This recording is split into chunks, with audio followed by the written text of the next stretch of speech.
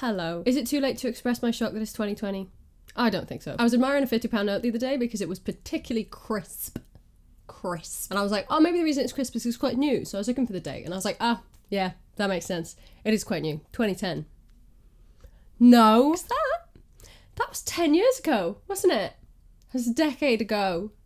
10 years ago. Absolutely not. One thing I was really excited to revisit, which was arguably the best part of New Year celebrations between like 2000 and 2009, was those cheapo glasses everyone had where you look through the 2 zeros in the year. And I didn't notice at the time because I was a child, so I didn't really understand numbers or years, but there was a limit to the joys of double-zeroed years, at least until another 1,000 have passed. Now 2010 wasn't ideal because the whole thing had to be shoved to the side, but that is as good as we're going to get. Once and only once per decade. So in the lead up to 2020, I was eagerly anticipating the latest edition of stupid, uncomfortable glasses for me to proudly wear for the entire shit. And I figured many companies would be jumping on that bandwagon, but I did some searching and found pretty much absolutely nothing. Like at all. Look! These are rubbish. You haven't even tried. Until finally I discovered one company making some pretty decent ones. And it was, of course, Claes Accessories. And here they are. It's so good. I had to go to 2 different Claes Accessories to get these. 2. And then there were only 2 pairs left. 2 pairs to be passed amongst the staff throughout the night and worn for 5-minute intervals because honestly they're so uncomfortable. They legitimately give me a headache like almost instantly. They're so clunky and heavy and I think it makes my like face muscles strain to try and keep them on my head and stop them falling off. And you also can't see with them. But we made it work. Working those busy New Year's shift is always so rushed that you don't really have that much time to be like reflective about New Year. And I don't really do New Year's resolutions, but I do always try and do a quick little survey of the staff. Highlight 2017. The little frog I got in the cracker. New Year's resolution. You're almost. To be turned straight forever. What's your highlight of 2017? Now. Highlights of 2017, go. Getting a job here. Oh, no. Which I also did this year. This is the last ticket. The last ticket of New Year's, the highest ever takings on food, yeah? Food to go! Food to fucking go! Woo! Well done, everyone! Best part 2019? Maybe going to Folly Farm? The Masters. That video on Twitter where Kermit's at the door with a gun. Best part 2019? I don't know, like, not the Tory. The main thing that I noticed from people's responses is that people are more frightened now. Best part of 2019? Your mama. Best part of 2019, go. Harvey, best part of 2019?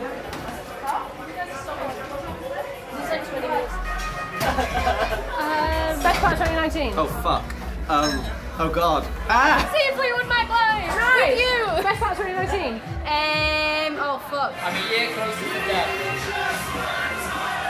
Best part of 2019? The end. And that nobody appreciates these glasses as much as I do.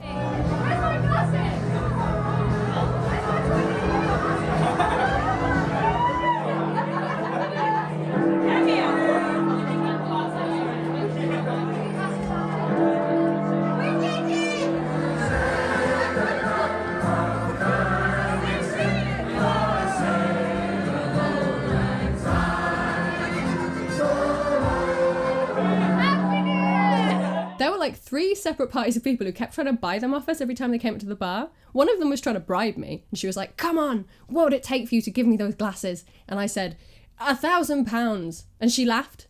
But then she said she'd be back after midnight. And I was like, is she gonna give me £1,000? She never came back though. Maybe she went off on a long quest to try and obtain £1,000 and she got stuck on lots of these side stories on the way and never made it back in time.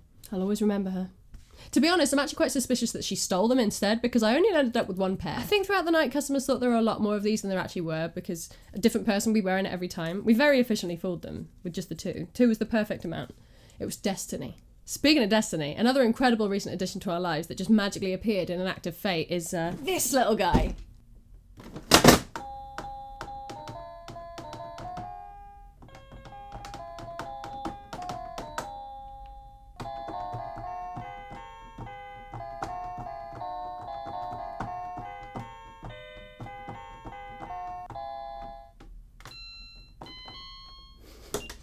Record.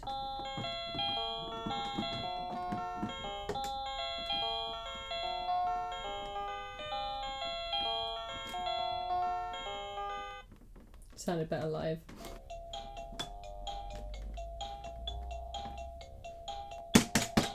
We just got home from work one day, opened the car door, and there was just a tiny baby piano sitting in the street.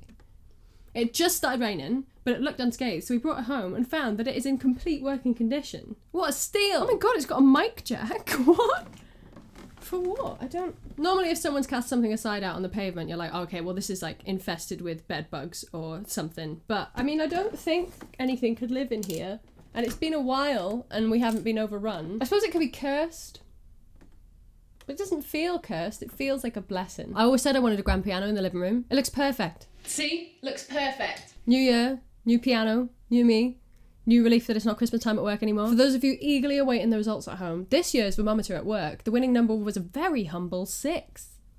And Beachy won. Like, I'm relieved that there wasn't that much sick to clean up this year, but I won't lie, it does kind of take away from the fun a bit.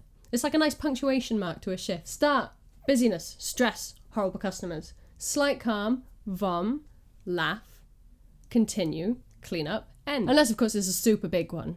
It takes a long time to clean. Like one time a lady vomited the entire length of the bar. And we've got quite a long bar. She like started to be sick and then she just continued moving, trying to make it to the toilet. Like, hun, it's already far too late. Please stay still, I beg of you. Contain your leaking bodily fluids to one precise pile. But yeah, it's a weird time to be alive in this society on planet Earth. Is everything getting more stressful and dystopian than it has been for a long while?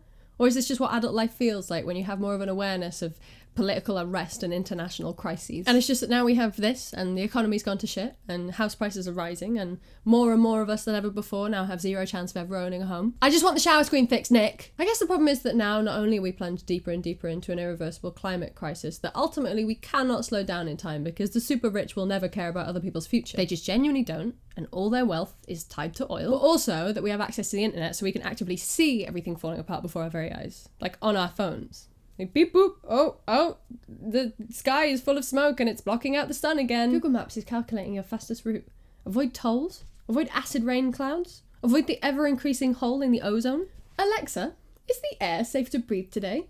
Of course not. It hasn't been for months. Humans destroy all other living things. All hope is lost. That makes sense. Back to the apocalyptic underground bunker it is. Luckily, my hyper-optic internet is still connected down there, so I can still find out who Trump has nuked today and which animals have become extinct in the last week. But don't worry, guys.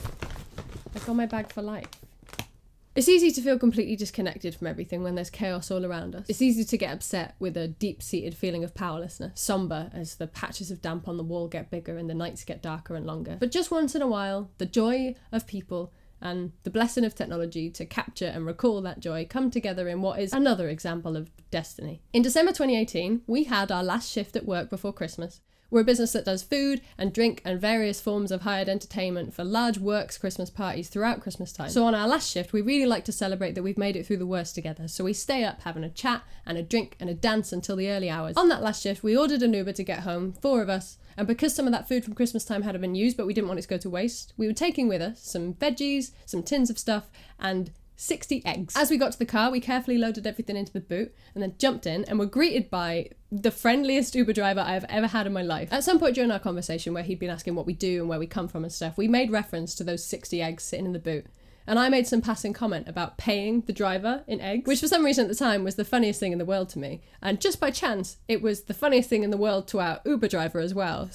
You're gonna pay me in eggs? So thus ensues the most giggly car journey I've ever had in my life, where 5 adult human beings were stuffed into a pretty small car, pissing themselves about the idea of using eggs as currency. Each time it just about died down, one of us would make pretty much the exact same joke again, and another round of laughter would start. Like absolutely subpar, really basic, by this point completely overdone jokes about eggs as money. Oh mate, the app's broken, do you take eggs? Oh, my card's been declined. You accept eggs, right? Oh, I'm gonna have to pay you in eggs. I know it looks a little bit short, but I think one of them was a double yolk. And it was beautiful. We couldn't see for tears, we couldn't speak. We couldn't stop smiling, and we got out the car glowing with joy, said thank you, unloaded our 60 eggs and sent this jolly man on his way, never to meet again. Until it was December 2019. It was, for all intents and purposes, the exact same shift. our last one before Christmas. It was almost the exact same date. We decided to share an Uber to work, and as the journey went on, we noticed there was something really familiar about the driver's contagious laugh and friendly demeanour. Me and Beachy were in the back while Shane made conversation with him, and whilst I was in my own thought process of trying to work out where I knew that voice from, I got a message off Beachy from half a metre away. It seemed our Uber Jesus had returned to bring us Christmas joy in preparation for his birthday, exactly 1 year later. But I wanted confirmation. So Beachy scrolled through her previous Uber trips looking for the driver's same profile to pop up. And I was pretty sure that I had a video of our interaction in the car the first time, so I was scrolling from my camera roll as we got closer and closer to work, quickly trying to find a video that I wasn't even 100% sure existed. And then from either side of the car, yep, we both said, like, at exactly the same time. We'd just stopped at work at this point, but I didn't want to let it slide, so I was like, "Excuse me, mate, sorry, do you remember a year ago, you picked us up from here late at night to go home? And we were talking about how we had 60 eggs in the back and we were going to pay you with them and it was like the funniest thing in the world." And he was like, "Oh no, sorry, I don't remember that." Mind you, that is funny. "You're going to pay me in eggs?" And he burst out laughing with that completely recognisable voice with the exact same warmth and joy as he had the previous year, and it gave me some closure and the emotional lift that I needed to get through what was going to be a very tough shift. Because people are inherently good. And we might never have properly remembered that interaction if it wasn't for technology. That same technology that I'm using to share it with you. And I thought everyone else might appreciate that original video. Happy New Year.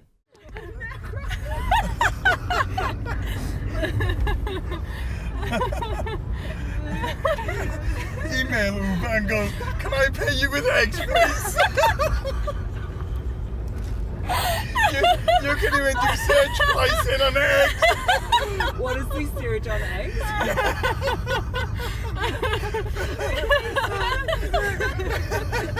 Your driver's truth, he won't accept it. You won't make a complaint. You wouldn't accept my eggs. I need you to change your policy and accept eggs. Oh, I'm sorry.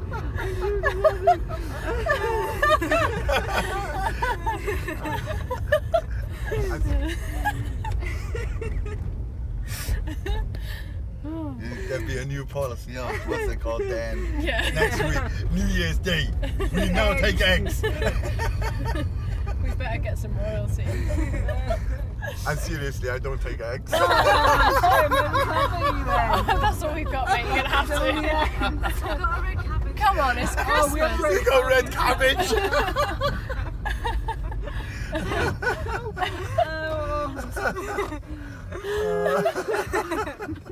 I can't breathe. I bet you never expected this in a taxi, did you?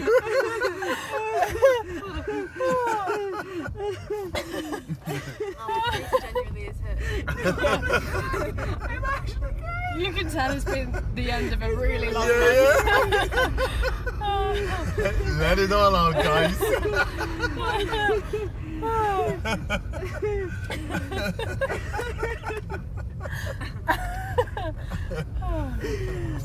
Happy Christmas, everyone. Who wants some eggs? You want some eggs? Just eggs. We're just saying eggs again and again. That's it. There you go. Oh, my face. Seriously, I don't need no eggs. Thank you so much, Sean. Loads, mate. Have a good night. Thank you. I hope Christmas brings you loads of eggs. Yeah. What a nice guy.